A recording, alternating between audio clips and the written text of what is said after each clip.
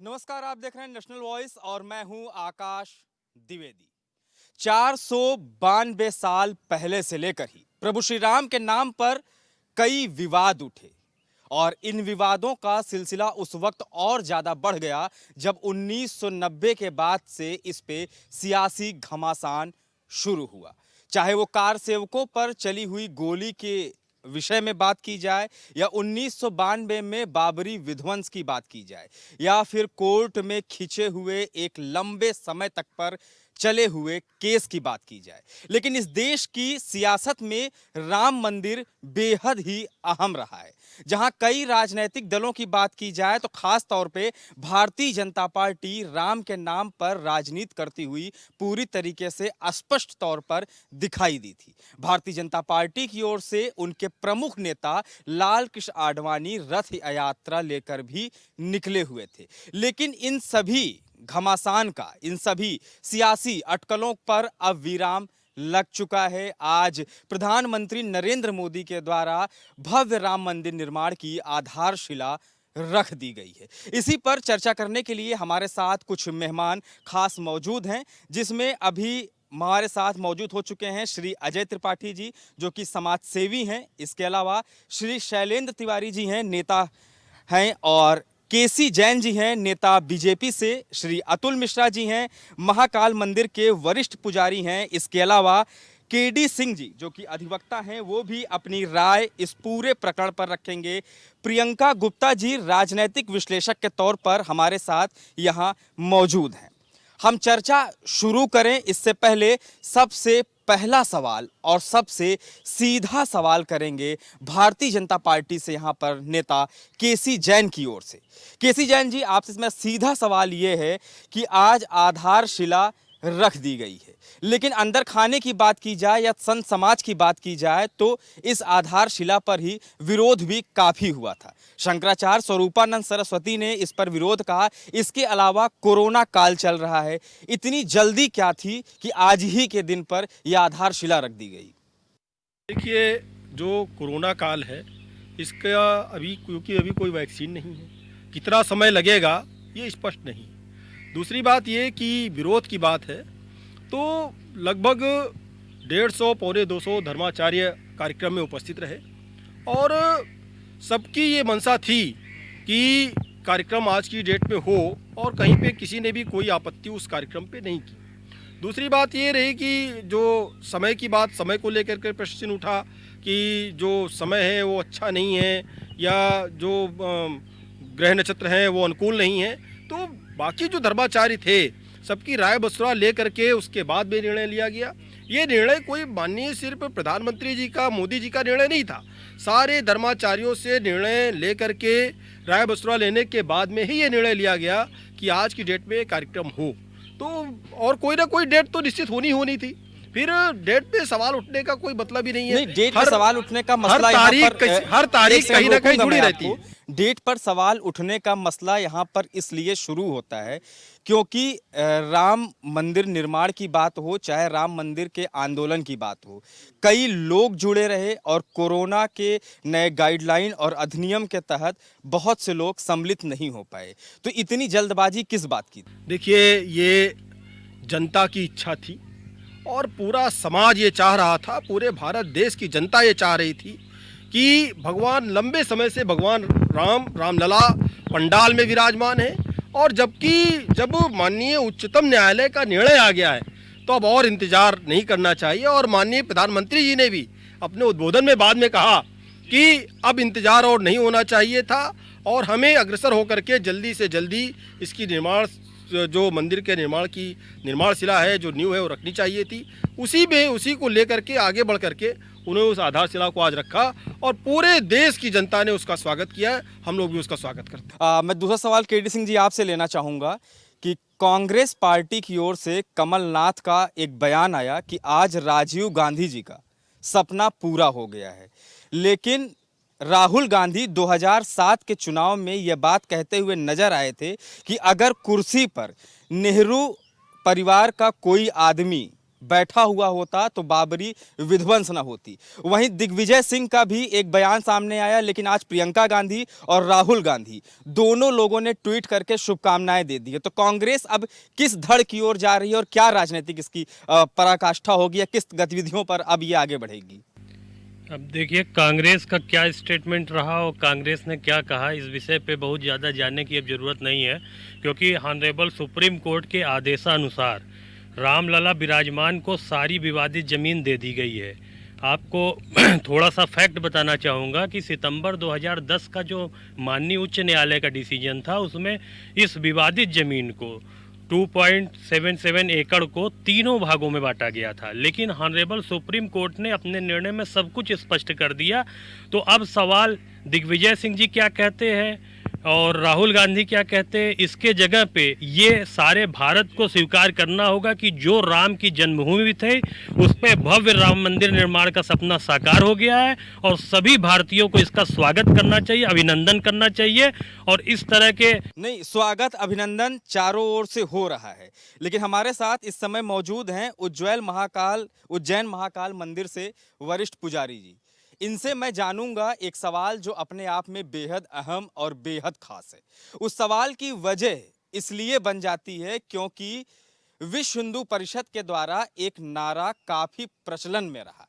विश्व हिंदू परिषद की ओर से नारा रहा कि अयोध्या तो झांकी है, काशी मथुरा भी बाकी है। तो इस विषय पर क्या राय है आपकी? क्या विश्व हिंदू परिषद अब आगामी किसी और तरफ की ओर रुझान करेगा? देखिए आकाश जी, पहले तो मैं एक बात बोलना चाहूँगा। अभी आपने जैन साहब से भी पूछा, सिंह साहब से भी पूछा कि इतनी जल्दी किस बात की थी। जी। देखिए, आपको लेकर चलता हूँ मैं 1 साल पीछे। नवंबर में इसका डिसीजन आया और उसके पहले सावन आया था। सावन के 3 महीने बाद इसका डिसीजन आया और सावन के तत्काल 3 दिन बाद इसका शिलान्यास कर दिया गया। देखिए, दोनों चीजें को रिलेट करके चलिए आप। दूसरे नंबर पर मैं एक बात कहना चाहता हूं कि शिव के गुरु राम है और राम के गुरु शिव हैं। शिव जी ने स्वयं कहा है पार्वती जी से, राम रामेति रामेति रमे रामे मनोरमे और सहस्र नाम तातुल्यम राम नाम बरानने, जो इसका नाम ले लेगा मैं साक्षात प्रकट हो जाऊंगा। दूसरे नंबर पर मैं आपके प्रश्न का उत्तर देता हूं कि आपने ये कहा कि अभी जो प्रश्न आपने पूछा तो मैं थोड़ा सा हट गया हूं लीक पर से, एक बार मैं चाहूंगा आप फिर पूछें मुझसे।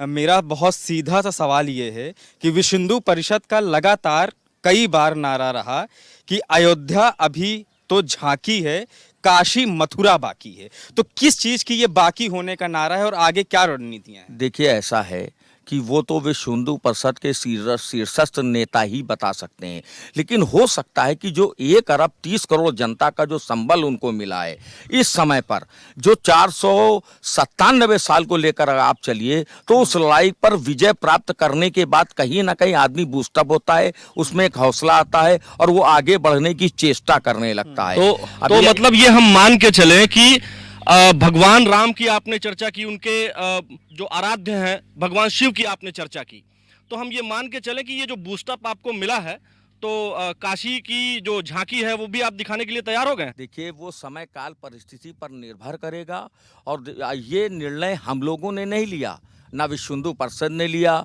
ना भारतीय जनता पार्टी ने लिया, ना किसी दल ने लिया। ये निर्णय सर्वोच्च न्यायालय के द्वारा लिया गया। अगर ऐसी स्थितियां आती हैं, नहीं, भारतीय जनता पार्टी तो लगातार कहती हुई चली आ रही और पिछले कई सालों से कह रही, कई चुनाव में कह रही, उनका घोषणा पत्र मैनिफेस्टो में भी रहा और बड़ी प्रमुखता के साथ उन्होंने उठाया कि राम मंदिर निर्माण हम करेंगे। जब राम मंदिर नहीं बन रहा था उस वक्त बीजेपी से लगातार सवाल पूछा जा रहा था कि डेट बताइए, डेट बताइए। आज बन गई तो आज बीजेपी को नकार दिया जाए। आपने भारतीय जनता पार्टी की बात की, विपक्षियों की बात लेकर आइए। सालों से ये चलता रहा, मंदिर वहीं बनाएंगे, तारीख नहीं बताएंगे। अब तो घोषणा भी हो गई। मैं वही बात पर आ रहा हूं, तारीख भी आपको बता दी गई, समय भी बता दिया गया। और एक बात मैं और विपक्षियों को यहां बैठकर आपके चैनल के माध्यम से बताना चाहता हूं, 5वां महीना 5 तारीख 8वां महीना 12 बजे 15 मिनट 16 सेकंड, इसको अगर आप जोड़ लीजिए तो 56 फिर आता है। लीजिए, 56 इंच की छाती का आंकड़ा एक बार फिर से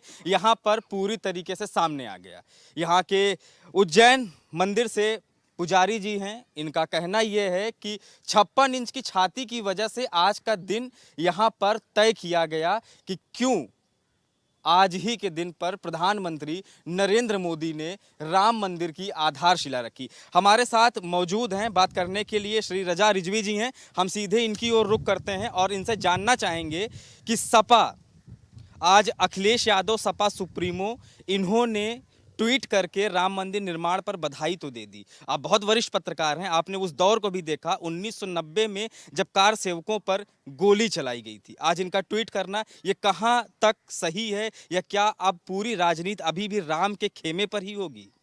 देखिए, एक तो पूरे देशवासियों के को क्या पूरी दुनिया को खुश होना चाहिए कि आज जो है वो राम मंदिर का शिलान्यास किया गया, और वो शिलान्यास जो किया गया तो उसमें जो है कल करके आई है कि ये जो जजमेंट हुआ, इस जजमेंट में मुस्लिम संप्रदाय ने कहा था जो आदेश होगा कोर्ट का वो हम मानेंगे, और उसके बाद निर्णय हुआ, निर्णय के बाद शिलान्यास हुआ। प्रधानमंत्री ने एक बहुत अच्छी बात आज कही कि भगवान राम सब जगह हैं और सबके हैं। तो ये अब लोगों के दिमाग से निकाल देना चाहिए कि भगवान राम किसी हिंदू के ही है। तो ये आपका कहना कि साहब जो 1992 में जो हुआ था, जिसमें कोठारी लोग जो है बंधु जो है वो शहीद हुए थे, तो जाहिर सी बात है आज ही विनय कटियार ने कहा है कि मुलायम सिंह यादव को ये बड़ा अच्छा समय है कि उनको जो है माफ़ी मांग लेनी चाहिए और कह देना चाहिए कि साहब हमने गलत जो है हमने उस वक्त जो है विचारधारा दी थी, उस वक्त हमने गलत जो है गोली चला दिया था। अब हमें लगता है कि अखिलेश यादव ये समझ गए हैं कि देश की राजनीति अब मुसलमान पर, हिंदू पर, इस पर नहीं चलने वाली है। देश की राजनीति अब सच्चाई पर चलने वाली है। जाहिर सी बात है भगवान राम हैं, भगवान राम हर जगह जो है विदित हैं, सर्वमान हैं। तो जाहिर सी बात है अगर इस मसले को भारतीय जनता पार्टी ने अच्छे तरीके से उठाया। बीच में कई बार राजनीतिक दलों की ओर से ये सवाल बहुत उठ रहा था। अगर बात की जाए 2010 से लेकर 2014 तक की, तो राम के अस्तित्व पर ही सवाल उठा दिया गया था। देखिए, मैं तो और उससे पहले कहता हूँ, कांग्रेस इसको ले जाना चाहती थी, ताला कांग्रेस ने खुलवाया और शिलान्यास कांग्रेस करवाती है। हिंदुओं का वोट तो कांग्रेस को लेना था, लेकिन भारतीय जनता पार्टी ने बड़ी समझदारी से इसको अपने हाथ में ले लिया। भारतीय जनता ताला किसने खुलवाया भाई? राजीव गांधी ने। तो आकाश में इन्होंने जो आरोप लगाया है, बड़ा आरोप लगाया है कांग्रेस पर, और कहा है कि कांग्रेस ने ताला खुलवाया है। और आज प्रियंका जी का ट्वीट भी आया है। तो क्या ये मानकर चला जाए कि कांग्रेस जो है अब राम मंदिर और तमाम जो हिंदुओं के तीर्थस्थल हैं उस पर जो है बीजेपी का सहयोग करने वाली है या हिंदू संगठनों का सहयोग करने वाली है? देखिए, पहले तो एक अच्छे दिवस का एक आयोजन है, और उसमें एक बात कहना है कि हम राम की बात कर रहे हैं तो राम को आत्मसात भी करना चाहिए। राम मतलब संयम है, राम मतलब साहस है, राम मतलब संघर्ष है। तो जब जहाँ पर संयम, साहस, संघर्ष की बात है, जहाँ संकल्प की बात है, वहाँ इस तरह का वाद विवाद मुझे लगता है कि अब समाप्त हो चुका है। इस तरह की बात करना, मैं करूं या कोई भी करे, मुझे लगता है कि पूरी तरह से मूर्खता है। किसने दरवाज़ा खोला, कौन कर रहा है, जिसको श्रेय लेने दो। प्रभु श्री राम का नाम लीजिए और जो अच्छा काम हो रहा है उसको दीजिए। प्रभु श्री राम का एक ही पैगाम है कि आप समरसता, एकता के साथ रहिए, साधुवाद के साथ रहिए, संयम के साथ रहिए। उसमें कोई विवाद करने की ज़रूरत नहीं है। अब तमाम चीज़ें समाप्त हो चुकी हैं। अब सिर्फ नई ऊर्जा के साथ लोगों को, पूरे देश को, प्रदेश को, युवाओं को, सबको आगे बढ़ना है। कोई रोजगार के लिए आगे बढ़े, कोई व्यापार के लिए आगे बढ़े, कोई नौकरी के लिए, कोई पढ़ाई के लिए, कोई किसी तरह से, कोई स्वास्थ्य के लिए, सबको आगे बढ़ना है। आगे बढ़ने की दिशा में काम हो रहा है, उस पर संघर्ष करेंगे और आगे बढ़ेंगे। जब भी आपसे पूछा जाता है कि कांग्रेस के लोगों से खासकर जब भी पूछा जाता है तो राम मंदिर के विषय पर घुमा फिराकर शिक्षा, स्वास्थ्य और तमाम चीजों पर आ जाते हैं। खुश नहीं है क्या, ऐसा लग रहा है? देखिए, ऐसा आपका मानना है। अगर हम खुश नहीं होते तो यहाँ आते नहीं। उन्होंने एक बात बड़ी बढ़िया कही कि दरवाज़ा खोला गया। अगर दरवाजे के ताला खोला गया, तमाम सारी चीज़ें हुई, तो वो सब हो रही थी। विवादास्पद चीज़ें तब हुई जब नीचे लोग और अपना विवाद करने लगे। फिर मैं वहीं कह रहा हूँ, फिर हम जाएंगे तो दलदल में जाएंगे। अच्छी बातें, बुरी बातें सब निकलेंगी, फिर खिचड़ी पकेगी, फिर आप दूसरी बात करेंगे, फिर कहेंगे इनका आरोप है। आज जब राम की बात है तो राम का एक ही कहना है कि संयम के साथ रहिए और विश्वास रखिए, सब कुछ सही होगा। सही हो रहा है। हम सत्य के साथ हैं, संयमता के साथ हैं। हमने पूरी ताकत के साथ देश को बनाया है, आगे भी बनाएंगे। क्या दर्शन? चलिए आगे आलोक जी रोकूंगा जरा। एक सवाल बेहद अहम हो रहा है क्योंकि राजनीतिक विश्लेषक के तौर पे हमारे साथ मौजूद हैं इस समय प्रियंका गुप्ता जी। तो सीधे इनसे भी बात करेंगे और जानेंगे राम मंदिर की खुशी सभी को है, बनना चाहिए था, बिल्कुल बनना चाहिए था। आज इतने सालों से रामलला टेंट में विराजमान थे तो उनके लिए होना चाहिए था, लेकिन कोरोना जैसी वैश्विक महामारी के बीच इतनी तेजी से मंदिर निर्माण कर देना, वो भी कम अतिथियों के साथ में, तो इसको किस दृष्टि से आप देखते हैं? कि आप तो राजनीति में एक विशेष पकड़ भी रखती हैं, तो किस नज़रिया है आपका, क्या तरीका रहा है? वास्तव में मैं यही कहना चाहूँगी, ये जो शिलान्यास है ये सभी के लिए उत्साह की बात है, सभी के लिए एक धार्मिक जो मान्यता है उसकी बात है, और इसके लिए मैं सभी को बधाई भी देना चाहूँगी। परंतु मैं एक बात ये भी कहना चाहूँगी, जब कोरोना रूपी रावण का अगर श्रृंगार करने के बाद अगर दिवाली मनाई जाती, दीपक जलाए जाते, तो ये कार्य अति सराहनीय होता। परंतु ये सब ऊपर वाले की माया है। जब समय होता है तभी चीज़ों का निर्धारित किया जाता है, तभी चीज़ें होती हैं, तभी वो यथार्थ में होती हैं। परंतु अभी भी हमारे पास मूर्ति की प्राण प्रतिष्ठा के बाद अपने मनों में भगवान राम के आदर्शों का पालन करने की प्रतिष्ठा करनी पड़ेगी, तभी जाकर हम एक राम राज्य की स्थापना कर पाएंगे। और राम राज्य की स्थापना तभी होगी जब प्रदेश में हो रहे अत्याचार पूरी तरह से बंद हो जाएंगे, महिलाओं पर जो अत्याचार हो रहे हैं वो कम होंगे, उसके साथ में सभी के पास रोजगार होगा, जो आज तरह तरह की घटनाएं हो रही हैं उस पर भी कंट्रोल रहेगा, तभी जाकर एक सही राम राज्य की स्थापना हो पाएगी। और मैं उसी का जो है इंतज़ार कर रही हूँ। एक सवाल बेहद खास और बेहद अहम हो जाता है, इसलिए रुक करूंगा सीधे केसी जैन जी की तरफ। भाई, राम मंदिर निर्माण के लिए सबसे ज़्यादा परिश्रम, सबसे ज़्यादा मेहनत अगर किसी ने की भारतीय जनता पार्टी में, तो वो हैं लाल कृष्ण आडवाणी जी। उनको मंच पर स्थान तक नहीं, वजह क्या थी? देखिए, बहुत सारे लोग थे, माननीय लाल कृष्ण आडवाणी जी हों, मुरली मनोहर जोशी। आप ये मानते हैं कि नहीं मानते हैं उनका योगदान राम मंदिर में कितना था? देखिए, कोई कहीं पे भी, जितने भी इस तरीके के महान हस्तियाँ रहीं जिन्होंने भगवान राम के मंदिर के निर्माण में शुरू से लेकर अब तक अपनी महती भूमिका निभाई, उनमें से किसी की भी भूमिका को नगण्य नहीं किया जा सकता है, कम नहीं आका जा सकता है। रही माननीय नहीं, देखिए, जो चीज़ अभी आपने एक प्रश्न किया, आपका जवाब जो है आपके प्रश्न में ही छुपा हुआ है। कोरोना जैसी महामारी में बहुत से लोग, देखिए, जो भारत देश है, भारत देश में आकाश सर मैं एक क्वेश्चन मैं भी पूछना चाहूँगा इस पर। ये आप बताइए कि मोहन भागवत जी की भी उम्र 60+ है, नरेंद्र मोदी जी की भी उम्र 60+ है, तो ये 60 का आंकड़ा कहीं ये गुमराह करने वाला तो नहीं है? नहीं, देखिए 60+ होना अलग बात है, और बाकी उनकी उम्र में और बाकी लोगों की उम्र में बहुत बड़ा अंतर, ये भी आप जानते हैं। वो 85-90 के पास में हैं आडवाणी जी, और बाकी लोगों की उम्र उनसे काफ़ी कम है। तो और रही बात ये कि बहुत सारे लोग मंच पे नहीं। ठीक है, मैं बात करूंगा LK आडवाणी जी की। LK, एक सेकंड, मैं वापस लौटूंगा आपके पास, वापस लौटूंगा। चलिए 10 सेकंड में खत्म। अभी जो है बहुत सारे कार्यक्रम भगवान राम के मंदिर से निर्माण से बहुत सारे कार्यक्रम अभी बाकी, अभी मूर्ति की स्थापना, बहुत सारे काम बाकी हैं, लेकिन मौजूदा समय में LK आडवाणी जी को जगह नहीं मिली है। बीजेपी के केसी जैन जी का सीधे कहना है कि उम्र की वजह से, जबकि कोविड गाइडलाइन 60 से ऊपर वालों के लिए भी है। इस पर आपकी क्या राय है? देखिए, आज भगवान श्री राम के मंदिर का शिलान्यास हुआ है। पूरे भारत देश के लोग माननीय उच्चतम न्यायालय को, माननीय सुप्रीम कोर्ट को धन्यवाद देते हैं, और उत्तर प्रदेश की महान जनता और भारत देश की महान जनता को भगवान राम के मंदिर निर्माण के लिए बधाई देते हैं। पहली बात, आपने बहुत जायज़ सवाल किया है कि भगवान राम किसी पार्टी के नहीं हैं, भगवान राम किसी संगठन के नहीं हैं। पहले तो कोरोना जैसे महामारी के काल में अगर शिलान्यास जिस तरीके से अन्य कामों का दिल्ली से हो गया या मुख्यमंत्री जी के निवास से हो गया, अगर यहाँ से हो जाता तो जो कोविड गाइडलाइन भारत सरकार ने जारी किया है उसका पालन किया जा सकता था, लेकिन नहीं किया गया। उसके बाद बड़ा सवाल आता है कि भगवान राम जब सारे देश के आराध्य हैं, भगवान राम को मानने वाले भारत के हजारों हजार करोड़ हिंदू हैं, तो आखिर एक पार्टी विशेष के लोगों को ही क्यों वहाँ पर आमंत्रित किया गया? पार्टी विशेष में भी, ये बहुत बड़ा सवाल है, इस पर जवाब लीजिए कि सिर्फ पार्टी विशेष के लोगों को ही क्यों आमंत्रित किया गया था? इसमें मेरी और बात है। केसी जैन जी का इस पे लीजिए, केसी जैन जी के पास माइक लेकर आइए और इनसे पूछिए, इनका सवाल बेहद बेहतर रहा है। इनका दर्द है कि अन्य पार्टियों के लोगों को क्यों नहीं बुलाया गया, आखिर क्या वजह है? क्योंकि भगवान राम तो सबके हैं, आज प्रधानमंत्री जी ने भी कहा, तो जब सबके हैं तो सभी पार्टियों के लोगों को, वरिष्ठ लोगों को न सही, जो नौजवान हैं, अखिलेश जी तो नौजवान हैं, उनको क्यों नहीं बुलाया? देखिए आलोक जी, प्रश्न आपका बहुत अच्छा प्रश्न है, और ये भी अच्छी बात है कि कम से कम आपके इस कार्यक्रम में ये चीज़ उभर करके सामने आए कि भगवान राम सबके हैं।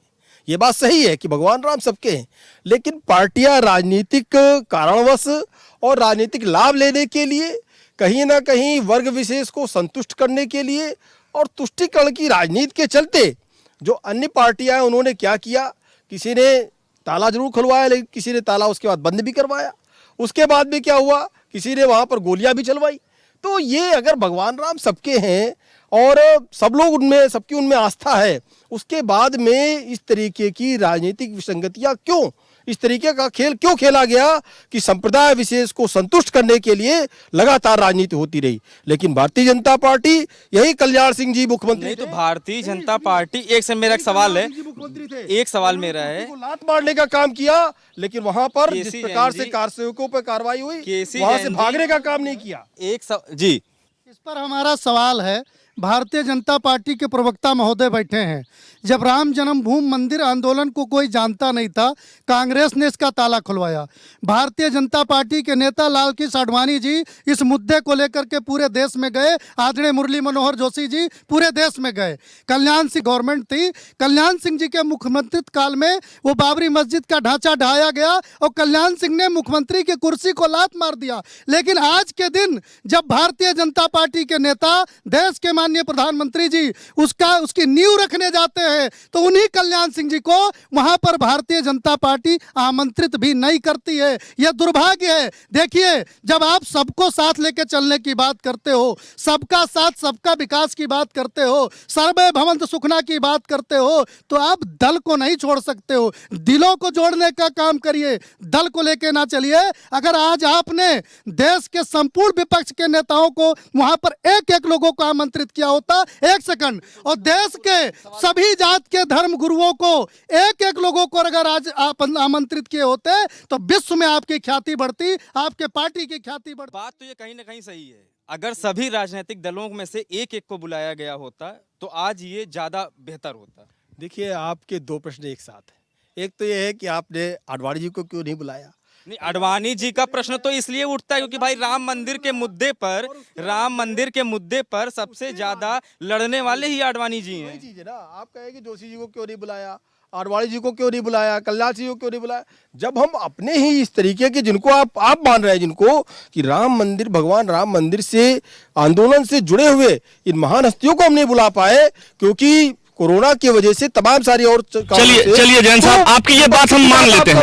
और अभी अवसर है, जैन साहब, आपकी लोग आ रहे हैं, स्वागत है, और अभी बहुत सारे अवसर हैं। जैन साहब, आपकी ये बात हम मान भी लेते हैं कि उम्र का हवाला देकर के हमने इकबाल को भी बुलाया, हमने प्रश्न तो ले लीजिए, भेजा, उनको भी बुलाया, इकबाल को प्रश्न तो ले लीजिए। विपक्षी पार्टी थी, उनको भी हमने बुलाया। इससे बड़ी और बात क्या हो सकती है। ये आप प्रश्न तो ले लीजिए।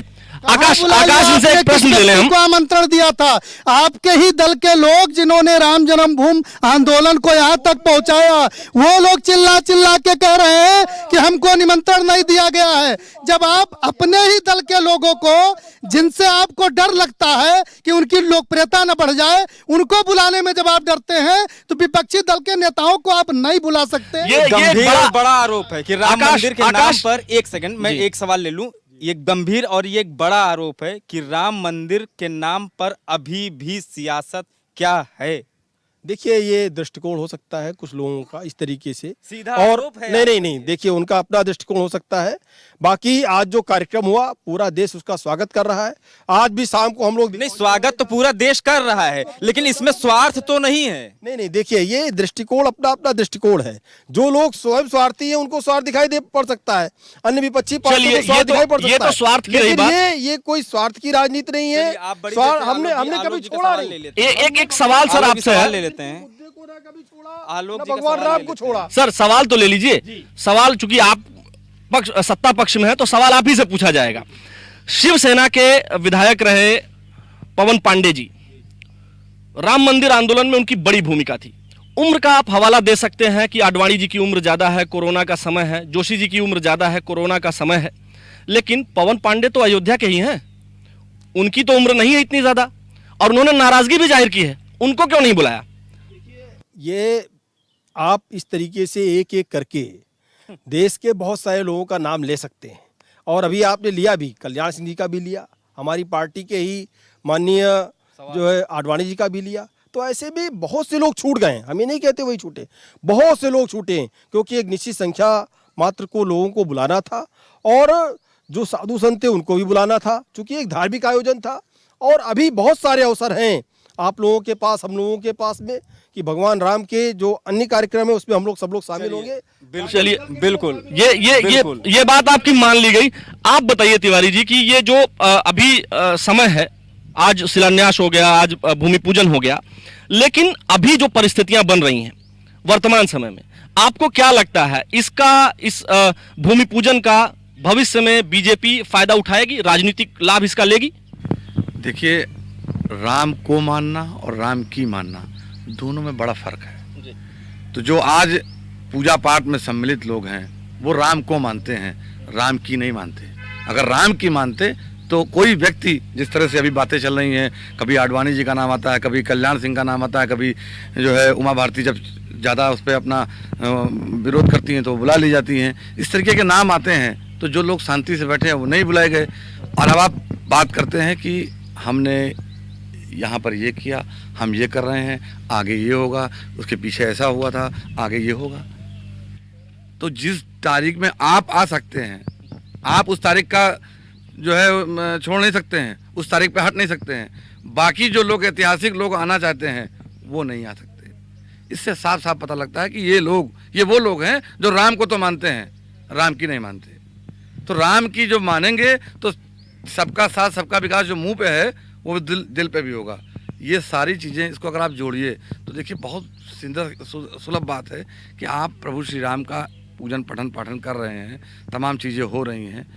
बहुत ज़्यादा आपने 200 लोगों को इनवाइट किया, वहाँ पे तमाम लोग विजुअल में दिख रहे थे, जो प्रांगण में ऐसे भी लोग थे, कहीं ना कहीं उनका कोई उपयोग नहीं भी था, या था भी, मान लीजिए, उसको क्यों नकारा जाए। तो आप उनको भी बुला सकते थे अगर बुलाना ही था। आप सीधे सीधे उस पर एक अपने ऊपर अपना आवरण बड़ा करना चाहते हैं, अपनी प्रतिमा को बड़ा करना चाहते हैं। मुझे लगता है ये बहुत छोटा काम है। राम से बड़ा राम का नाम कौन नहीं मान रहा है? राम की क्या कौन नहीं मान रहा है? राम की कौन क्या नहीं मांग रहा है? राम के लिए सबसे बड़ा संयम होता है। लोग संयम नहीं, तो ये कौन नहीं मान रहा? जो लिंचिंग कर रहे संयमित नहीं है, जो आज लिंचिंग कर रहे हैं सड़कों पे, वो कहाँ संयम मानते हैं? वो कहाँ मानते हैं? किस रामायण में लिखा है? कौन सा साधु संत कहता है ठोको? किस में लिखा है बताइए? रामायण में लिखा है? किसकी लिंचिंग? ये आकाश, इन्होंने बड़ा सवाल उठा दिया है। किसकी लिंचिंग हो रही है? क्या है मामला? किस तरफ आप इशारा कर रहे हैं? किसकी लिंचिंग की जा रही है? देखिए, अभी तमाम लिंचिंग हो चुकी है। नहीं, ये लिंचिंग पे नहीं आएंगे क्योंकि विषय से हम भटक जाएंगे। सवाल है, विषयांतर हम नहीं कर रहे हैं। हम सिर्फ एक बात कहना चाहते हैं, राम से क्या सवाल का नाम। आलोक जी सवाल ले लेते हैं कि हमारे जो कांग्रेस के प्रवक्ता हैं उन्होंने लिंचिंग की बात की। हमारे सुंदरकांड में एक बात कही गई है, सठ सन विनय कुटिल सन प्रीति, सहज कृपण या सुंदर नीति, और ममता रत सन ज्ञान कहानी, अति लोभी सन बिरध कहानी। तो इन सब चीजों को सुंदरकांड में चरित्रार्थ किया गया है। अगर आप इसको लेकर चलते कि राम की नहीं मानी और राम को माना, तो राम की कैसे मानी जाएगी? हम कांग्रेस प्रवक्ता जी से पूछना चाहते हैं।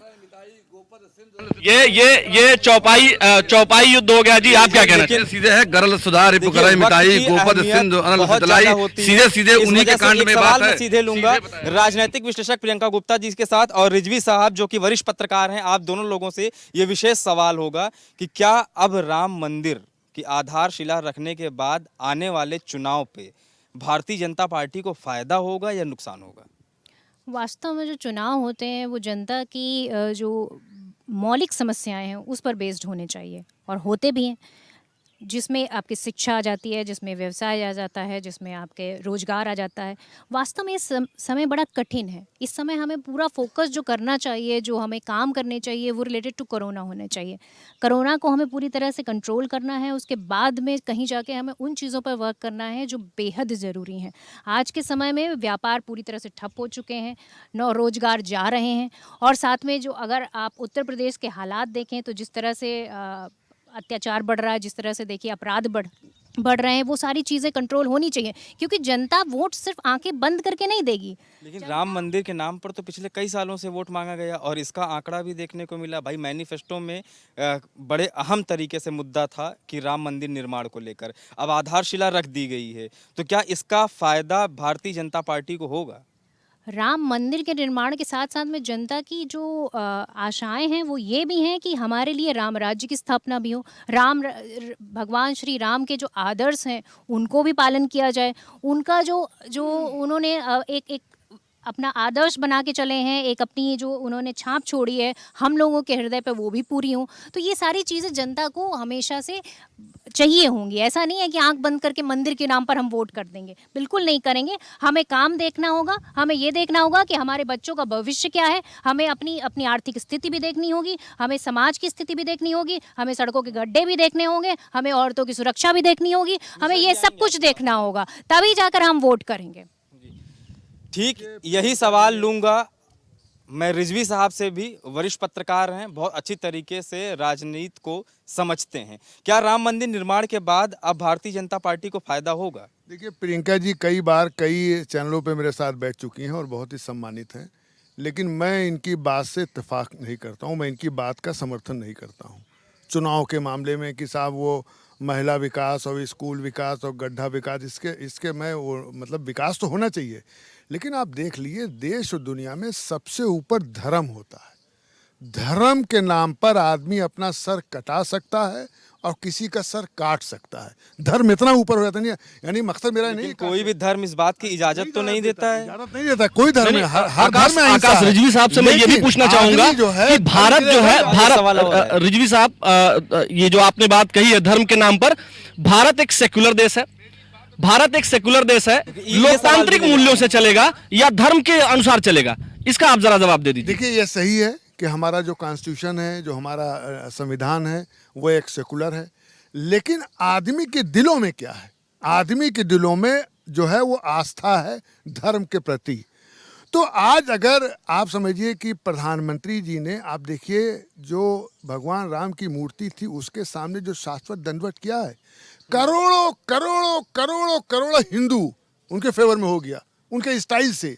ये शाश्वत दंडवत एक प्रधानमंत्री भगवान के सामने कर रहा है आदमी। हम तो पूछे हम कई दिनों से। आपको यहाँ मैं फिर एक बार टोकना चाहूंगा कि 2014 में जब प्रधानमंत्री नरेंद्र मोदी पहली बार संसद पहुंचते हैं तो संविधान के उस मूल्य को स्थापित करने के लिए वो संसद की सीढ़ियों को भी उसी तरह दंडवत करते हैं। तो फिर लोकप्रिय होते हैं और धीमे-धीमे तो आप जो है धर्म के हिसाब से चलाएंगे या संविधान के हिसाब से चलाएंगे? सवाल मैं तिवारी जी आपसे लूंगा। प्रियंका गांधी और राहुल गांधी दोनों लोगों का राम मंदिर निर्माण को लेकर ट्वीट तो आ गया है, आखिर अब रामलला दर्शन करने ये लोग कब पहुंच सकते हैं? हाँ बिल्कुल, देखिए भारत में रहने वाले प्रत्येक व्यक्ति को रामलला के दर्शन करने चाहिए। अभी आदरणीय शैलेंद्र तिवारी जी कह रहे थे, बिल्कुल मैं उनके बात से इत्तेफाक रखता हूँ। अगर आप उस समय जाइए जब भगवान का जमाना था, आखिर रामराज है क्या? जहाँ तक प्रियंका गुप्ता जी कह रहे थे, जहाँ पर सभी लोग खुशहाल हों, जहाँ महिलाएं सुरक्षित हों, जहाँ विकास की गंगा बह रही हो, जहाँ नौकरी हो, जहाँ किसान खुशहाल हो, जहाँ नौजवान खुशहाल हो, भगवान राम का मंदिर बन रहा है, सभी लोग स्वागत कर रहे हो, सभी लोग को जाना चाहिए। लेकिन बस एक सेकंड, लेकिन राम राज अगर लाना है तो सबके चेहरे पर खुशहाली लानी पड़ेगी, जो कि वर्तमान की सरकार कहीं से भी ला नहीं पा रही है। इसलिए भगवान को भी माने, लेकिन भगवान के आदर्शों पर चलने की कोशिश भी करें। अतुल मिश्रा जी, काफी देर से आप कोई सवाल लेना चाहते हैं? मैं आपको बताऊं आकाश जी, प्रियंका जी ने भी एक प्रश्न किया, सरकार को लेकर किया कि सड़कें अच्छी होनी चाहिए, महिलाओं की सुरक्षा होनी चाहिए, और हमारे त्रिपाठी जी ने बोला। लेकिन ये आस्था का प्रश्न है, ये आज का प्रश्न नहीं है। ये आप लेकर चलिए 497 पहले से ये लड़ाई लड़ती चली आई।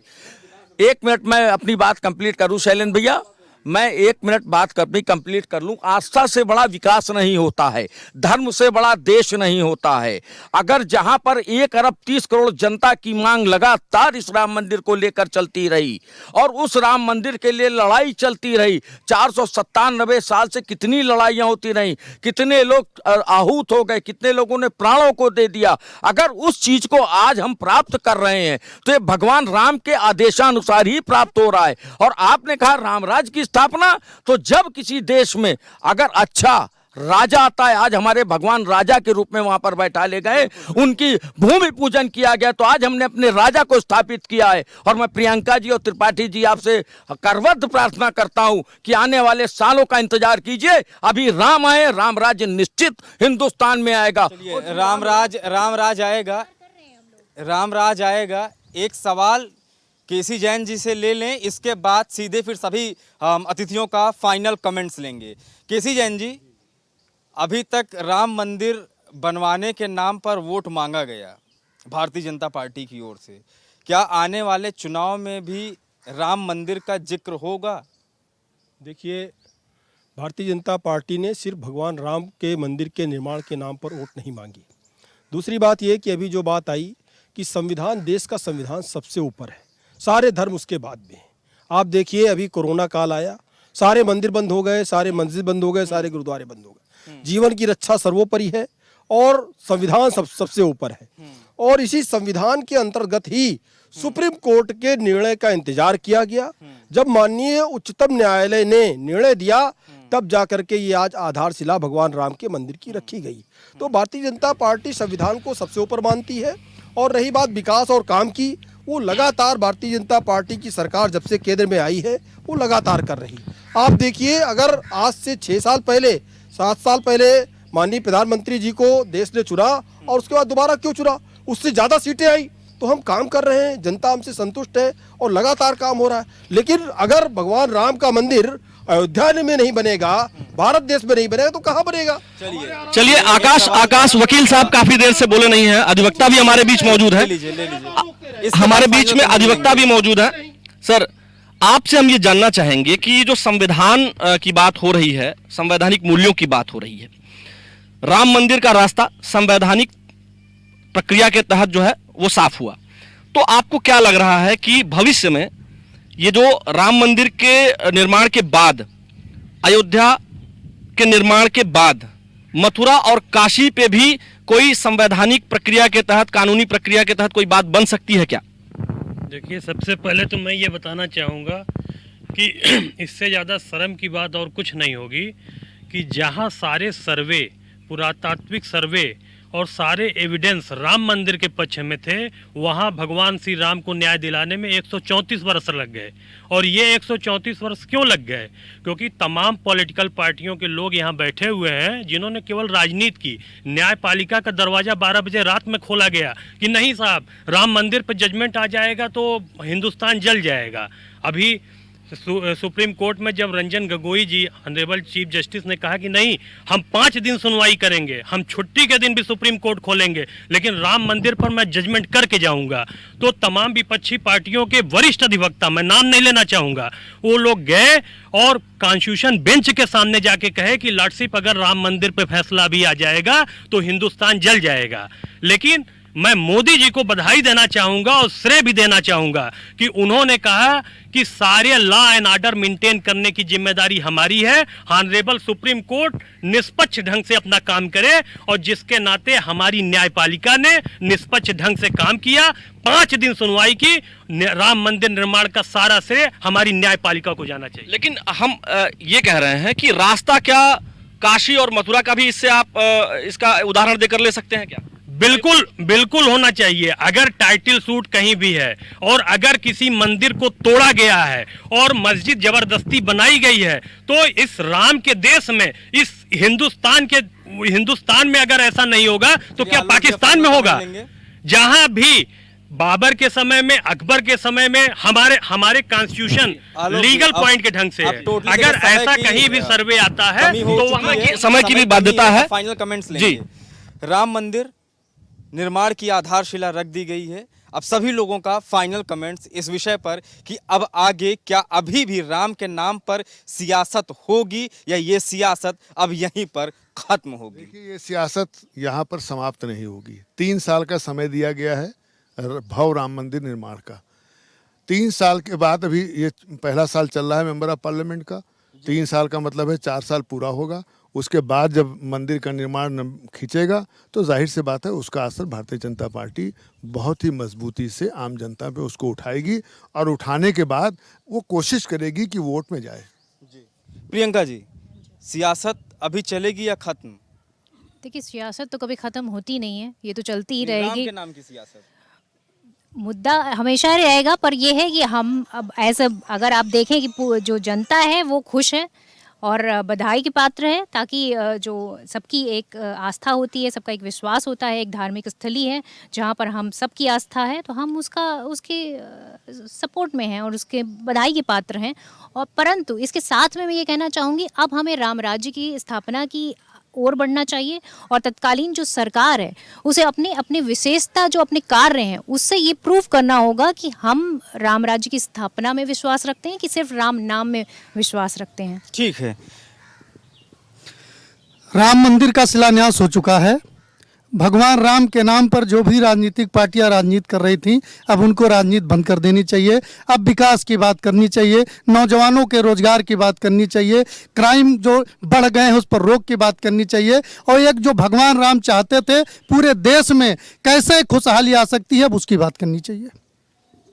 अब सियासत खत्म या कोई नई सियासत यहाँ से शुरू? कि राम मंदिर पे कभी भी सियासत नहीं हुई। अगर सियासत हुई तो हम लोग के माध्यम से हुई।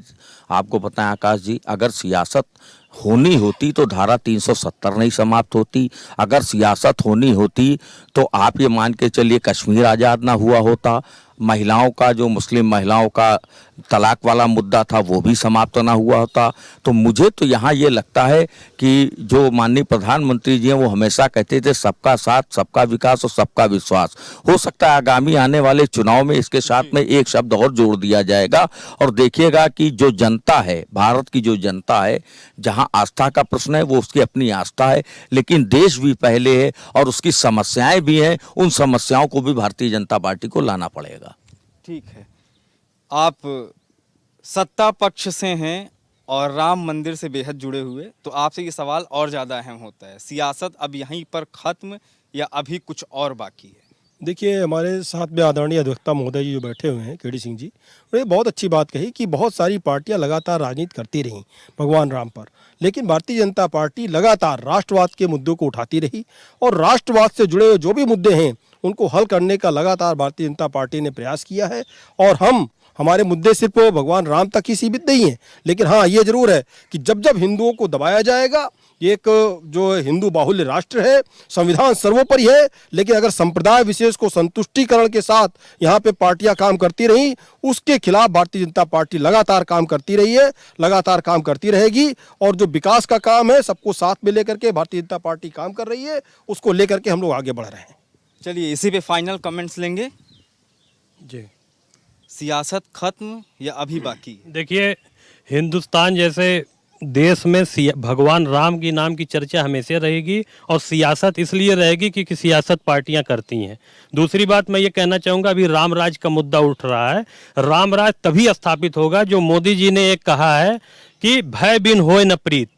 इनकाउंटर की नीति चलेगी तो सीए जैसा विरोध रुक जाएगा, इनकाउंटर की नीति चलेगी तो विकास दुबे जैसा अपराधी फिर नहीं पनपेगा। बस इतना ही कमेंट। ठीक है, आपका इस पे विशेष कमेंट, सियासत थम चुकी है या अभी बाकी है? 2 मिनट का वक्त दीजिएगा। देखिए, पहले तो राम राज बैठे त्रिलोका, हर्षित भय गए सब शोका। ये सारी चीज़ें एक, आप इसको अलग रखिए। बात सियासत की थी तो राम और राज, और जहाँ राज आया वहाँ सियासत होगी। सियासत थी, सियासत है और सियासत रहेगी। कौन लोग कर रहे हैं ये पब्लिक को देखना है, वो जनता सब समझती है, जनता सब जानती है, इसीलिए कहा गया ये पब्लिक है, सब जानती है।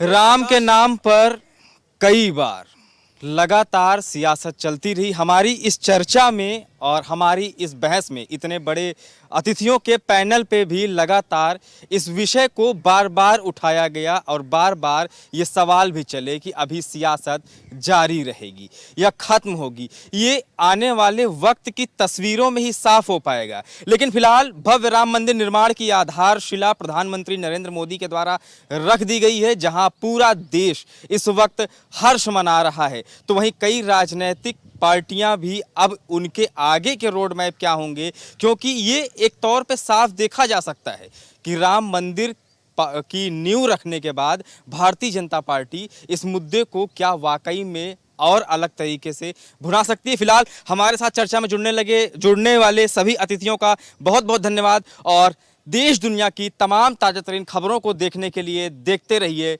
National voice.